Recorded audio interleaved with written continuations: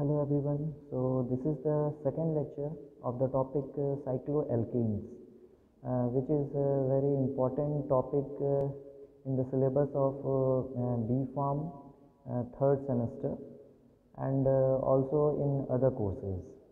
So let's start the lecture. As this is the second lecture, in the first lecture we discussed about definition of cycloalkane, then how to name that various cycloalkanes, then various structures of cycloalkanes, then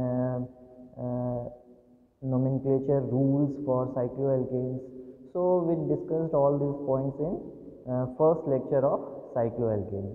So this is the second lecture, and in this lecture we will be discussing about various method of synthesis of cycloalkanes, then physical properties of cycloalkanes.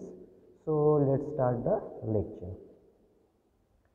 तो first method जो है cycloalkane के preparation के लिए उसको बोलते हैं friends method, and this friends method जो है बहुत ही इम्पॉर्टेंट मेथड है।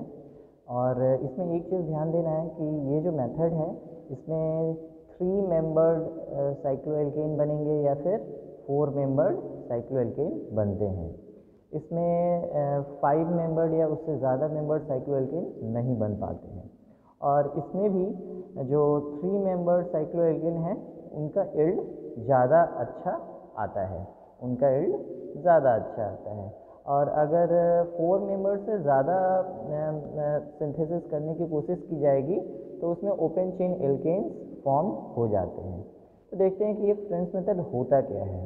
इसमें होता ये है कि 1,3 डाईहेलोजन डेरिवेटिव्स एल्केन के या फिर 1,4 डाईहेलोजन डेरिवेटिव्स एल्केन के उसको लेना है और उसको ट्रीट करना है मेटल के साथ, या तो जिंक के साथ करेंगे या फिर सोडियम के साथ भी कर सकते हैं। और ट्रीट करेंगे तो उसका डीहेलोजिनेशन होता है। अब ये डीहेलोजिनेशन होगा तो यहाँ से आपका देखिए ये हेलोजन जो है वो रिप्लेस हो जाएगा और यहाँ पे बॉन्ड फॉर्मेशन हो जाता है। अब ये बॉन्ड फॉर्मेशन होगा तो ये आपका साइक्लोप्रोपेन बन गया इन केस ऑफ दिस 1,3 डाईब्रोमोप्रोपेन होगा तो। और अगर 1,4 डाईब्रोमोप्रोपेन मीन्स ब्यूटेन होगा तो यहाँ पर साइक्लोब्यूटेन फॉर्म होता है। सिंपल है, ये जो डाईहेलोजेंस होते हैं वो हट जाएंगे और यहाँ पे ये बॉन्ड फॉर्मेशन हो जाता है। तो इस तरीके से ये फ्रेंड्स मेथड में साइक्लोएल्केन का सिंथेसिस होता है। तो बहुत ही सिंपल है, और इसका जो इस मेथड की जो लिमिटेशन है वो अभी डिस्कस किया हमने कि लिमिटेशन वही है कि अगर हम यहाँ पे जो सबस्ट्रेट है, जो स्टार्टिंग मटेरियल है, उसमें जैसे ये तो 4 कार्बन वाले चेन है या 3 कार्बन वाले चेन है, अगर 5 या 6 कार्बन वाले चेन को हम ले लेते हैं डाईहेलोजन डेरिवेटिव्स एल्केन के, तो वहाँ पे क्या बनेगा, ओपन चेन एल्केन्स बन जाता है, वहाँ पे क्लोज चेन साइक्लोएल्केन्स नहीं बनेंगे वहाँ पर। तो ये इसकी लिमिटेशन है। और इन दोनों में भी मतलब ये 3 मेंबर्ड और 4 मेंबर्ड में भी 3 मेंबर्ड जो साइक्लोएल्केन्स है वो ज़्यादा अच्छे इल्ड शो करता है। तो इस मेथड में आप ये बोल सकते हो कि साइक्लोएल्केन की साइक्लोप्रोपेन का सिंथेसिस सबसे अच्छे से होता है। नहीं तो और साइक्लोब्यूटेन भी होगा बट इल्ड उतना अच्छा नहीं आएगा, और उसके बाद हायर मेंबर्स तो सिंथेसाइज ही नहीं होते हैं। तो नेक्स्ट एक और मेथड है, इस मेथड को बोलते हैं डिकमैन कंडेंसेशन मेथड। अब ये डिकमैन कंडेंसेशन मेथड में होता ये है कि डाईकार्बोक्सिलिक एसिड के एस्टर्स को लेना है। देखिए ये डाईकार्बोक्सिलिक एसिड एस्टर ये है, तो डाईकार्बोक्सिलिक एसिड एस्टर जैसे एडिपिक एस्टर हो गया या फिर पिमेलिक एसिड हो गया, तो उसके एस्टर हो गए, तो उसको लेना है और उसको रिएक्ट करवाना है सोडियम इथॉक्साइड से। सोडियम इथॉक्साइड से रिएक्ट करवाएंगे तो अपने को क्या मिलेगा, साइक्लिक बीटा कीटो एस्टर मिलेगा।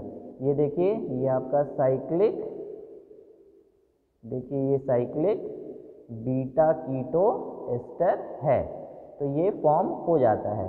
इसका फर्दर हाइड्रोलिसिस होगा और हाइड्रोलिसिस होने के बाद फिर डी कार्बोक्सिलेशन किया जाएगा इन प्रेजेंस ऑफ NaOH या फिर कैल्शियम ऑक्साइड, तो फिर बनता है साइक्लोपेंटेनॉन। अब ये साइक्लोपेंटेनॉन जो बन जाता है उसका क्लेमेंसन रिडक्शन कराना है। अब क्लेमेंसन रिडक्शन जो होता है वो जिंक एमलगम और HCl के प्रेजेंस में होगा, तो ये जिंक एमलगम और HCl के प्रेजेंस में कराया जा रहा है, तो उसके बाद ये साइक्लोपेंटेन फॉर्म हो जाता है। यहाँ पे ये जो देखिए कीटोन ग्रुप है उसका रिडक्शन हो जा रहा है और रिडक्शन होने के बाद ये CH2 में कन्वर्ट हो गया, तो ये साइक्लोपेंटेन फॉर्म हो जाता है।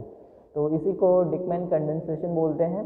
तो इसमें पहले क्या करना है, सबसे पहले तो जो स्टार्टिंग मटेरियल होगा वो होगा एस्टर्स ऑफ डाइकार्बोक्सिलिक एसिड, और फिर उसको ट्रीट किया जाएगा सोडियम इथोक्साइड से, तो फॉर्म हो जाएगा साइक्लिक बीटा कीटोन एस्टर। ये साइक्लिक बीटा कीटोन एस्टर जिसका फर्दर आप हाइड्रोलिसिस करेंगे और डी कार्बोक्सिलेशन करेंगे NaOH और कैल्शियम ऑक्साइड के प्रेजेंस में, तो ये साइक्लोपेंटेनॉन फॉर्म होता है। अब ये साइक्लोपेंटेनॉन का क्लेमेंसन रिडक्शन किया जाएगा और क्लेमेंसन रिडक्शन होने के बाद ये देखिए साइक्लोएल्केन फॉर्म होता है। ये जो मेथड है डिकमैन कंडेंसेशन मेथड, ये मेथड बहुत ही अच्छा मेथड है फॉर सिंथेसिस ऑफ 5 और 6 मेंबर्ड रिंग साइक्लोएल्केन। 5 मेंबर्ड या 6 मेंबर्ड साइक्लोएल्केन सिंथेसाइज करना है, तो ये जो मेथड है डिकमैन कंडेंसेशन मेथड, वो बहुत ही अच्छा मेथड है। तो अगर 3 मेंबर्ड या 4 मेंबर्ड था तो उसके लिए आपका फ्रेंड्स मेथड था, और डिकमैन कंडेंसेशन जो है इसमें 5 मेंबर्ड या फिर 6 मेंबर्ड जो साइक्लोएल्केन्स है उसका सिंथेसिस बहुत अच्छे से होता है, तो ये दूसरा मेथड था। नेक्स्ट एक और मेथड है, इस मेथड को बोलते हैं 2+2 साइक्लो एडिशन रिएक्शन। अब ये 2+2 साइक्लो एडिशन रिएक्शन क्यों बोलते हैं, क्योंकि इसमें देखिए ये जो रिएक्शन है इसमें देखिए जो आपका स्टार्टिंग मटेरियल है वो यहाँ पे भी 2 पाई इलेक्ट्रॉन है और यहाँ पे भी 2 पाई इलेक्ट्रॉन है, तो ये 2 पाई प्लस 2 पाई इलेक्ट्रॉन का एडिशन हो रहा है, सिंपल एडिशन रिएक्शन है, इसलिए इसको 2+2 साइक्लो एडिशन रिएक्शन बोल दिया। और इन दोनों का कॉम्बिनेशन होने के बाद ये देखिए साइक्लो एल्केन बन रहा है, इसलिए साइक्लो एडिशन रिएक्शन हो गया। अब यहाँ पे होता क्या है, यहाँ पे होता ये है कि देखिए ये जो पाई बॉन्ड है यहाँ और यहाँ, ये पाई बॉन्ड ब्रेक होगा और ब्रेक होने के बाद सभी जो कार्बन है उन कार्बन के पास अपना अपना इलेक्ट्रॉन हो जाएगा, तो ये कार्बन इस कार्बन के साथ और ये कार्बन इस कार्बन के साथ फॉर्म बॉन्ड कर लेते हैं और ये सिंगल बॉन्ड होंगे, सिग्मा बॉन्ड होंगे। तो दो मीन्स यहाँ पर ये पाई बॉन्ड और ये पाई बॉन्ड टूटा और 4 मीन्स ये और ये दो नए सिग्मा बॉन्ड फॉर्म हो जाते हैं। तो इस तरीके से यहाँ पे ये साइक्लो एल्केन फॉर्म होता है। तो यहाँ पे अगर ये देखिए 2 इथीन है, 2 मॉलिक्यूल अगर इथीन का लेते हैं तो एक साइक्लोब्यूटेन फॉर्म हो जाता है। तो यहाँ पे वही है, नए सिग्मा बॉन्ड फॉर्म होते हैं with the loss of pi bond. तो पाई बॉन्ड यहाँ पे रिएक्टेंट से टूटता है और यहाँ सिग्मा बॉन्ड बनते हैं, तो इसी को 2+2 साइक्लो एडिशन रिएक्शन बोला जाता है। तो इस तरीके से भी हम साइक्लो एल्केन का सिंथेसिस कर सकते हैं। नेक्स्ट एक और मेथड है डायल अल्डर रिएक्शन, बहुत ही फेमस रिएक्शन है ये। अब डायल अल्डर रिएक्शन जो है इसको 4+2 साइक्लो एडिशन रिएक्शन भी बोला जाता है। अब देखिए 4+2 क्यों बोल दिया, जैसे कि वहाँ 2+2 था, यहाँ 4+2 है। इसका मतलब कि 2 सबस्ट्रेट होंगे, 2 स्टार्टिंग मटेरियल होंगे, एक में 2 पाई इलेक्ट्रॉन होगा और एक में 4 पाई इलेक्ट्रॉन होंगे। और ये जो 4 पाई इलेक्ट्रॉन है तो 2 पाई बॉन्ड होंगे यहाँ और यहाँ पर एक पाई बॉन्ड होगा, तो ये एक पाई बॉन्ड टूटेगा और यहाँ पे 2 पाई बॉन्ड टूटेंगे और फिर एडिशन होगा। और एडिशन होने के बाद देखिए ये साइक्लोएल्केन आपका फॉर्म हो गया है। अब यहाँ पे देखिए ये कार्बन के पास अपना इलेक्ट्रॉन आ जाएगा, ये बॉन्ड एक टूटा तो ये कार्बन के पास इलेक्ट्रॉन आ गया और इस कार्बन के पास एक इलेक्ट्रॉन आ गया। उसी तरीके से यहाँ पे बॉन्ड जब टूटेगा, ये वाला पाई बॉन्ड टूटा और ये पाई बॉन्ड टूटा, तो चारों कार्बन के पास अपने अपने इलेक्ट्रॉन आ गए। लेकिन ये जो बीच में दो कार्बन है, इसके पास जो इलेक्ट्रॉन आए वो आपस में एक बॉन्ड बना लेंगे, तो यहाँ पर आपको डबल बॉन्ड दिखेगा और ये टर्मिनल कार्बन के पास एक एक इलेक्ट्रॉन रहेंगे। तो ये टर्मिनल कार्बन इसके साथ बॉन्ड बनाएगा और ये टर्मिनल कार्बन इसके साथ बॉन्ड बनाएगा, तो ये आपको साइक्लिक रिंग फॉर्म हो जाता है और यहाँ पर ये डबल बॉन्ड तो बन ही गया है। तो देखिए ये आपका प्रोडक्ट ऐसा ही साइक्लोहेक्सीन बन जाता है। तो इसलिए ये 4+2 साइक्लो एडिशन रिएक्शन बोलते हैं।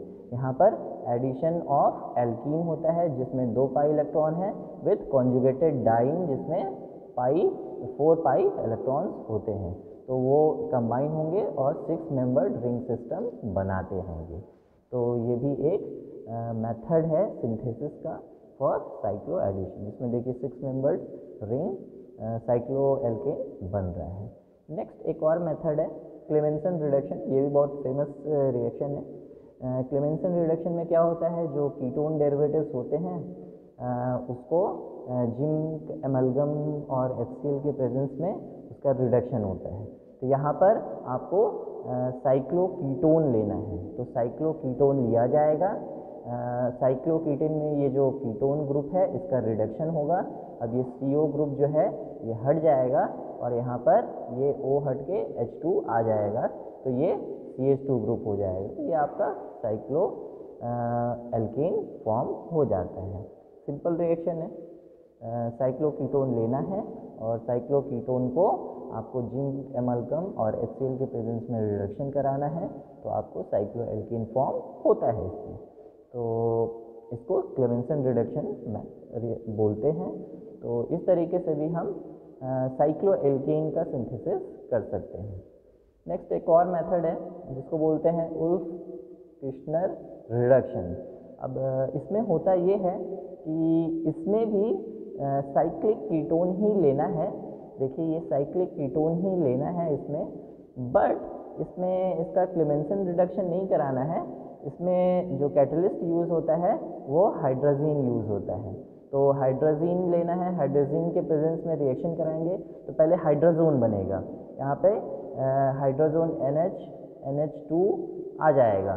अब ये आने के बाद फिर इसको KOH और ग्लाइकोल के साथ ट्रीट करेंगे तो आपको साइक्लोपेंटेन फॉर्म होता है in case of cyclopentanone. Cyclopentanone दिया तो पहले यहाँ पे आपका हाइड्रोजन ग्रुप जो होता है वो अटैच हो जाता है, तो हाइड्रोजोन फॉर्म करता है। उस हाइड्रोजोन को फिर KOH और ग्लाइकोल के साथ ट्रीट करेंगे, फिर ये देखिए साइक्लोपेंटेन फॉर्म हो जाता है।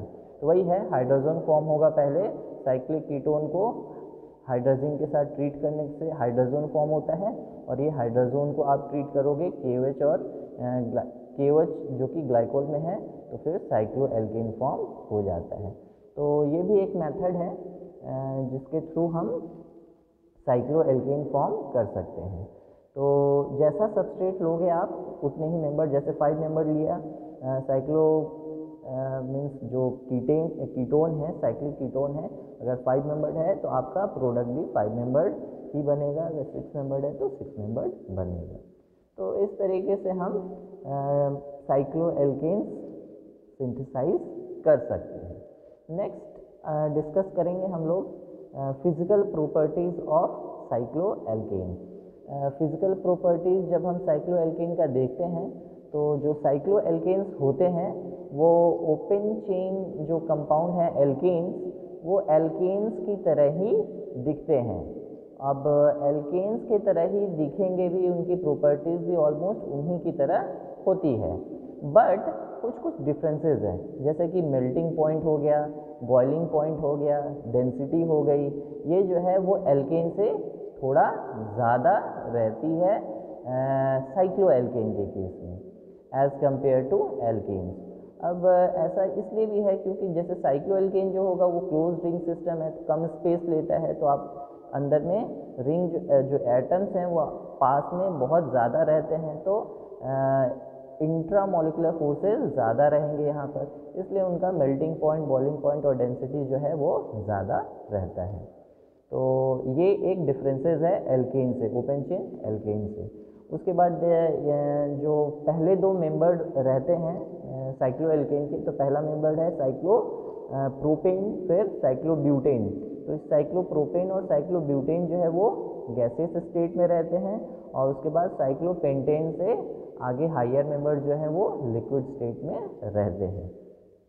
उसके बाद जो साइक्लो एल्केन्स होते हैं they are lighter than water, और वो हाइड्रोफोबिक नेचर के होते हैं। ये जो साइक्लो एल्केन हैं ये हाइड्रोफोबिक नेचर के होते हैं, और हाइड्रोफोबिक नेचर के होंगे, नॉन पोलर नेचर के होते हैं, और नॉन पोलर होने के साथ साथ जो साइक्लो एल्केन्स हैं वो वाटर से लाइटर होते हैं।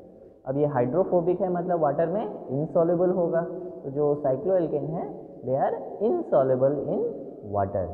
और अब वाटर में इनसॉल्युबल हैं, नॉन पोलर नेचर के हैं, तो नॉन पोलर सॉल्वेंट में तो ये सॉल्युबिलिटी शो करते ही हैं फिर, तो ये सॉल्युबिलिटी इनकी नॉन पोलर सॉल्वेंट में अच्छी रहती है, जैसे कि एसीटोन हो गया, कार्बन टेट्राक्लोराइड हो गया, ये सारे सॉल्वेंट में जितने भी नॉन पोलर सॉल्वेंट हैं उसमें साइक्लो एल्केन की सॉल्युबिलिटी अच्छी रहती है। तो ये सारे फिजिकल प्रॉपर्टीज़ हैं साइक्लो एल्केन्स के। अब आज के लिए फिर इतना ही। अब नेक्स्ट लेक्चर में हम लोग फिर साइक्लो एल्केन्स के केमिकल प्रॉपर्टीज़ के बारे में डिस्कशन करेंगे कि साइक्लो एल्केन कौन कौन से रिएक्शंस शो करते हैं, वो डिस्कस करेंगे। और कुछ इम्पॉर्टेंट टॉपिक्स हैं इसी साइक्लो एल्केन से रिलेटेड, उसके बारे में भी डिस्कशन हम लोग आने वाले लेक्चर में करेंगे साइक्लो एल्केन्स की। तो आज के लिए फिर इतना ही। Thank you very much.